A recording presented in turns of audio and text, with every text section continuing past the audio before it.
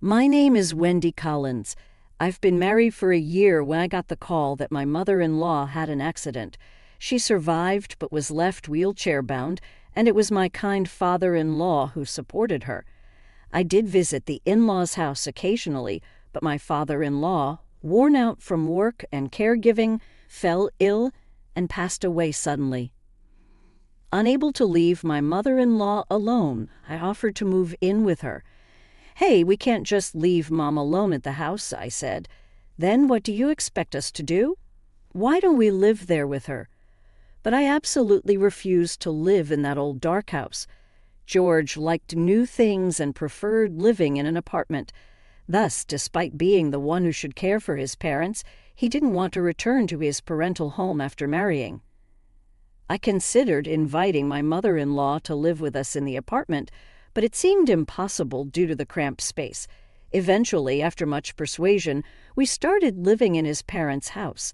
No matter how hard it was for me or how exhausted I became, George kept making demands. "You said you'd take care of my mom. You should do your job properly," he'd say.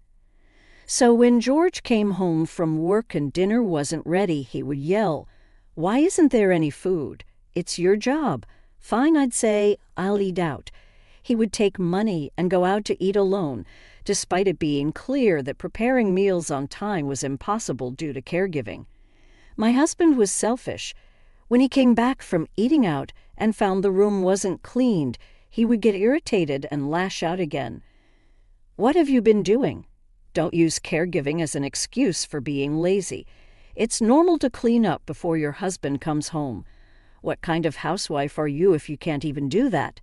You're really useless," he'd say. But arguing back would lead to a fight, which my mother-in-law, resting in the next room, would overhear. I wanted to avoid making her sad. I had no choice but to try to keep George in a good mood by cleaning up as quickly as possible. He would also get mad if the futon wasn't laid out or if the beer wasn't chilled, sending me out to buy it even in the middle of the night. I hoped he would help at least on his days off, but he would say, "Why should I do such things?" and then go out. My mother-in-law would apologize to me, feeling sorry. "It's not your fault, Mom," I'd say. "Please don't apologize." We had such conversations countless times, and my mother-in-law always felt indebted to me. Our married life was sad. Because something might happen to my mother-in-law at night, I slept in her room, which meant my husband and I had no intimate moments in our first year of marriage. Although we wanted children, I had no confidence in raising them with no one to help. Meanwhile, my husband started coming home later and later. Eventually, he didn't come home at all. Some days I thought, is he cheating on me? But in the current situation, I had no time to blame him. It was better to focus on getting through each day than to worry about unnecessary things. Then one day my husband came back with a woman. He was 30 and she seemed to be in her mid-20s. I was shocked when he said he wanted a divorce. With a mother-in-law who needed care, what was he planning to do by getting a divorce? I wondered. "I don't want to be tied down to this old-fashioned house, so I'll give it to you," he said, handing me the divorce papers. "But what about your mom? You can take care of her," I said. "You said you wanted to take care of the old lady." "So we moved here," he replied. "I was against it from the start, but she's your mom," he continued. "Even if she is my mom, I hate old things. I'm giving it to you, so be grateful." I felt only sadness at my husband's words, treating his mother like an object. "I'm going to start a new life with her. You do whatever you want," he said. "So hurry up and sign." "But I don't have an income. How am I supposed to live?" I asked. "That's your problem. It's your fault for not working," he replied. "I can't work because I'm caregiving," I protested. My dad worked while caregiving, despite that leading to his father's collapse.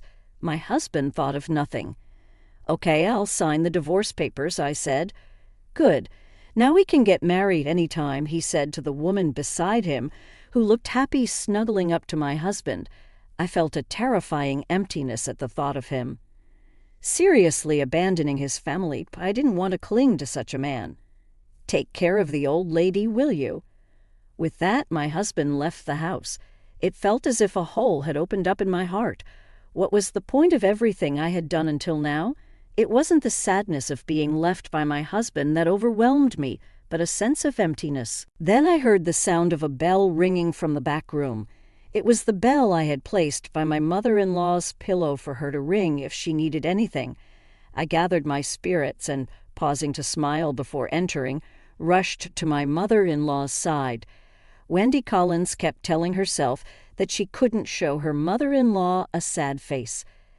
I thought, but how do I explain being abandoned by her own son? Must be too shocking. Mom, what's wrong? I asked. He left, didn't he? My mother-in-law seemed to understand what had happened, feeling sorry yet frustrated at being unable to do anything. Wendy approached the bed, wondering what to say. However, her mother-in-law said, "Maybe we should sell this house first," and laughed. Huh? I was so taken aback that I could hardly find the words to reply. Don't be so surprised. I always thought he would leave this house eventually and that you would stay. But it's hard to care for me in this house, isn't it? So let's sell this house and move somewhere more comfortable. But Mom, even though we have this land, I think it will fetch very little. It's an old house after all. I know, and if we sell the house, we'll have nowhere to live. Don't worry, leave it to me. Brightly saying so, her mother-in-law began making calls immediately, actually starting the process of selling. At the same time, she decided to move into a luxury senior apartment. Don't you think it's a nice place? The rooms are spacious, and it's all barrier-free. Getting out was difficult with the steps at the entrance, but here, there are no steps at the entrance, so it's easier for you, right? Plus, there's an open-air bath. I can't use it, but you can enjoy it. And there's a theater room, a fancy cafe too. I'm looking forward to having coffee together. Mom, this place. Look, the security is perfect. 2 women can live here worry-free. But it's incredibly expensive. How can we afford this? Don't worry. I was holding back until he was gone. If we moved here, he would be pleased and surely bring another woman. I wanted to make things easier for you, who are going through a lot with the caregiving. So I looked around and found this place. Indeed, bathing her was hard labor. Taking her out was difficult because of the wheelchair. I knew I was young now, but I would age too. I had considered what to do when that time came. It would be nice if he helped, but he doesn't help at all. So I wanted to gift you something for all your hard work for me. Moved by my mother-in-law's kindness, my tears flowed. Despite the hardships, I was grateful for my mother-in-law's warmth. With the move decided, our new life began more comfortably than imagined. The lack of steps made caregiving easier for both. The beds moved automatically, allowing my mother-in-law to get up on her own. She could move around the apartment in her wheelchair freely. But purchasing such a luxurious apartment was beyond surprising. I wondered what my mother-in-law was thinking. When asked how this was possible, my mother-in-law smiled and answered, "Actually, my husband left us quite a fortune. With not much life left, why not spend it lavishly?" We laughed. Half a year later, enjoying cafes and theaters, George contacted me. "Hey, how's Mom?" "Who is this?" "It's me, your husband." "Ah, my ex-husband. We're living together." "But what about the family home?" "The family home? Yeah, I went there recently, and the place is just an empty lot now." "Oh, we sold it." "You sold it? What the hell are you doing?" "Can't help it. Mom decided to sell it." "Mom sold it?" "Yes, selling it means you've got nowhere to live." "Oh, you're worried, even after abandoning your family. But don't worry, we're living just fine." "So what did you do with the money from the sale?" At that moment, my mother-in-law took the phone from me. "Who may this be?" "Mom, are you okay?" "Oh, who might you be?" "Only my daughter-in-law is allowed to call me Mom." "Mom, so who are you talking to?" "It's me, your son George." "My son, huh?" "My son abandoned his family for some woman and ran away. Are you the George?" I'm sorry, apologies now won't do us any good. Hey, Mom, you sold the house, right? What did you do with the money? Don't tell me Wendy is holding on to it. That's none of your business. Actually, I'm in a bit of a bind right now. I really need money. Oh, is that so? So, could you lend me some? Lend you? What did you do? I have debts. Debts, huh? You and that woman you ran off with should pay them back together. Well, the debt was something we decided on together. Deciding together to get into debt. Ridiculous. Wendy would never let something like that happen. I had no choice. I bought a car on installment because I didn't have the money. I thought I could manage as long as I paid a fixed amount each month. But life got tough when we ran out of money for living expenses.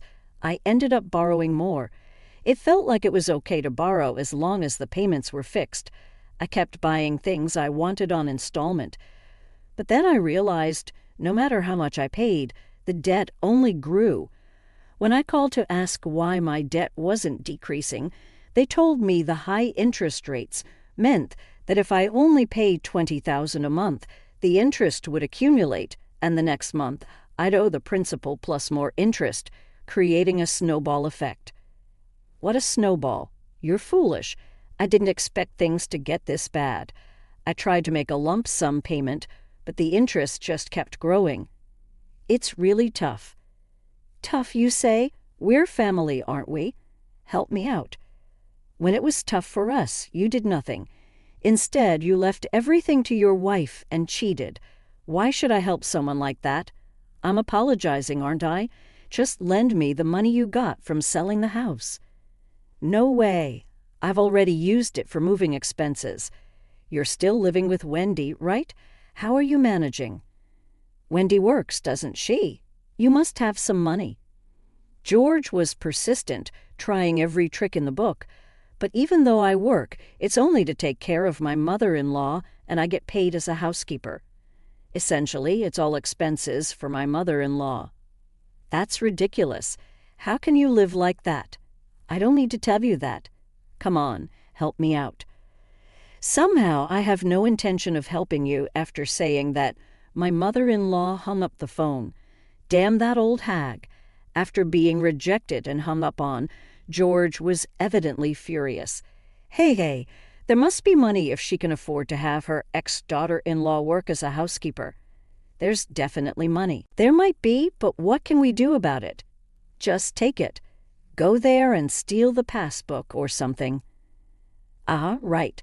That's a son's privilege. Deciding on their plan, the two somehow found out our address and showed up at our apartment complex. What? This luxury apartment? We're struggling and they're living the high life. What a wicked woman. They tried to enter the apartment, but couldn't because of the tight security. Residents have to unlock the doors from the inside. We can't get in like this, seeing their faces on the monitor, my mother-in-law, and I didn't answer the call or unlock the door. Realizing they couldn't easily get in, they tried everything to enter, but it was no use. Eventually, giving up, they called us from outside the building. Hey, where are you now? At home, living in this luxury apartment while I'm suffering. Why you get to live in such a nice place? It's none of your business where I live. You never helped with the caregiving, did whatever you wanted, found another woman, and left. And now you're complaining because you're suffering. That's rich. Shut up. Let us live there too. No way. Told by my mother-in-law never to meet them under any circumstances, I decided to stand my ground. I'm not the same person I used to be. That house must have been bought by Mom, right? So what if it was? Then I have a right to live there too. This house was bought by my mother-in-law for me. She wanted to reward me for not complaining and working hard despite the difficulties of caregiving. You did nothing. Remember, you left because you said you hated the old house and apparently old people too. What a thing to say. I was just tired at that time. It couldn't be helped. Which mouth is saying that?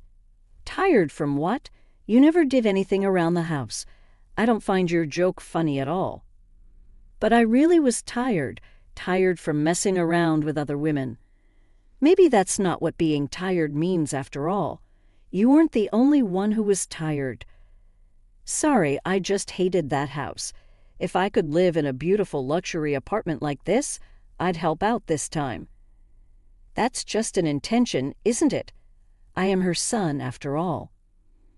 But Mom said not to let you in, right? After being abandoned, now you want a family reunion? Do you really think after being abandoned like that, she would still consider you her child? You're being too naive. Hey, don't get so worked up. You're just stressed because you're doing everything alone, right? Taking care of someone alone is really tough. If you let me and my wife help, it would surely be easier. I'm fine on my own, thanks. There's no way you can handle everything alone. I can, thanks to this apartment. What the hell? Why are you the only one getting this sweet deal? That's just wrong. That way of thinking is wrong to begin with. Hey, it wouldn't hurt to let us in just a little. Just letting us in is enough. Or are you planning to hoard all of Mom's money for yourself? I won't let you do that. Suddenly, George's wife joined the conversation. Realizing this was going nowhere good, I decided to contact the police. I thought it would cause less trouble. The police arrived promptly after a report from the luxury apartment and warned the two to leave. A few days later, George contacted me again. Hey, about Aaron. Who's Aaron? My wife. Oh, so that was her name. Yeah, she took all the furniture while I was at work and ran away. Oh, how ambitious. All that was left in the room was a divorce paper and a note saying she couldn't deal with a poor man. Wow, impressive. She chose a poor man herself. It's all because you're hoarding Mom's money. Back to that, I'm not hoarding anything. Mom does what she wants. I'm just a housekeeper. No, if you had let me in, this wouldn't have happened. You wanted to search the house and steal Mom's bank book, right? Do you think I don't know that? I don't trust you anymore. So no matter what you say, it's impossible. It's your fault for calling the police. You were making a scene outside. It was unavoidable. You don't even reflect on your actions. Now I'm all alone, and how is that my problem? Can't we start over? You just got divorced, right? Yeah, but men can remarry immediately after divorce, unlike women who have to wait 6 months. So if I submit this divorce paper, I can remarry you right away. You're happy, right? Happy about what? Why would I want to remarry someone who just got divorced? If we remarry, I'm sure Mom will pay off my debts. Then my debts would be easily cleared. Isn't that a great idea? Why should we pay off the debt you made with that woman? How much more do you plan to make Mom suffer? No, I didn't mean to. Your idea leaves no room for any other interpretation. You just see things differently. I'm just thinking about making everyone happy. After all, I am her real son. Mom said blood relations aren't worth anything. What nonsense. Blood relations are the most important. If blood relations are so important, why did you abandon Mom so easily back then? Impossible. That's why your wife left you, right? No, that's not it. She said if things continued this way, we'd end up in trouble with the police or chased by debt collectors, so she left. So she dumped you and left everything to you. Perfect. I never thought she'd divorce me and leave me with everything. Well, she was your wife, so it makes sense. A well-matched couple trying to be happy by herself. What a terrible woman. That's a boomerang. You were just like that, too. Selfish, don't you think? I thought so. Selfish, self-centered, hopeless. That's why I hoped you'd go to hell. Yeah, I think so, too. A woman like that should go to hell. We really get each other. We should remarry. Carefree or utterly selfish. That seems to be my ex-husband George's way. After being dumped by his wife, he's been scheming to remarry me to get his hands on my mother-in-law's money. You know I have no intention of remarrying you. Why not? We were so in love when we were younger. I think that was a misunderstanding, so you can forget about it. What a heartless woman I was married to. So I learned a thing or two. Come on, don't say that. Help me out, please. Sorry, but I'm off to the theater room to watch a movie with Mom. What? There's such a thing, too. Yes, besides the theater room, there's also an open-air bath and a cafe. Luxury apartments are amazing, you know. So, I'm hanging up now. Let me in too, please. I hate living in a cramped rental apartment. I want to live in a luxury apartment too. Talk to Mom for me, please. Okay, I'm going to block you now. Hey, Wendy. Dan, Wendy, you damn old hag. George was cursing until the very end, envious of the luxuries of the high-end apartment. As the call ended, I thought serves you right. In the end, after being blocked by me, George tried contacting his mother, but she also lambasted him and blocked him. Despite being rejected by both his ex-wife and mother, George was desperate for salvation and tried to get into the apartment again. This time he came prepared, disguising himself as a delivery man or a florist. Such admirable effort, if only he had shown it during our marriage. But it was too late. No matter the disguise, he was recognized and couldn't enter the apartment. Eventually, he started yelling and screaming in front of the monitor, prompting the building manager to deem it a disturbance and call the police. Thanks to that, George was taken away by the police to cool his head in a cell. With no one to pick him up, George named me, but being divorced and now a stranger, I refused. His mother's name came up, but she firmly declined due to her wheelchair and old age. Finally, after contacting several people, his boss came to pick him up, only to fire him for causing trouble. Burdened with debt and now unemployed, George tried to make ends meet with part-time jobs, but ended up in prison for attempting to steal money from a store register. As for me, I continue to live happily in the luxury apartment with my mother-in-law. Lately, I've become good friends with other seniors living in the same building, enjoying every day. I'm very happy now.